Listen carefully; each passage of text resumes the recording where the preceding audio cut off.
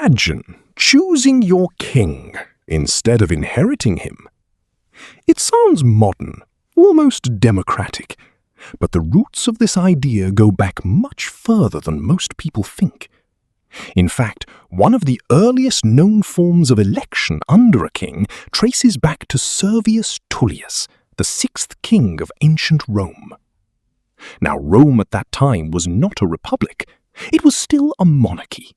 Kings ruled with authority, and power was not meant to be shared easily. But Servius Tullius changed something fundamental. He introduced a system that gave ordinary citizens, at least certain classes of them, a structured voice in state decisions. This system was called the Comitia Centuriata, or the Centuriate Assembly. But this was not democracy in the way we imagine today. It was organized by wealth and military role.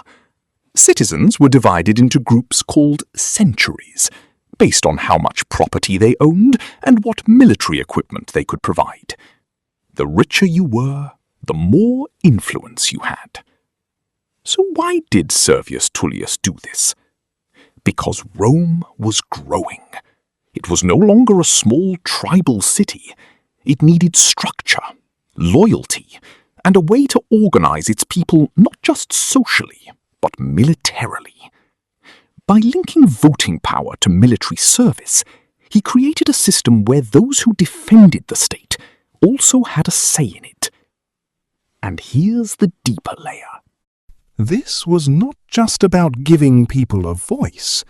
It was about control. By organizing citizens into ranked groups, the king could manage power more effectively, reduce internal conflict, and strengthen the state from within. When the assembly met, citizens would gather, and each century would vote as a unit. But the order of voting mattered. The wealthiest centuries voted first. Often, by the time lower classes had their turn, the decision had already been made. So, yes, there was voting, but it was carefully structured, carefully controlled. Still, this moment matters in history, because it marks one of the earliest transitions from absolute monarchy toward shared political participation.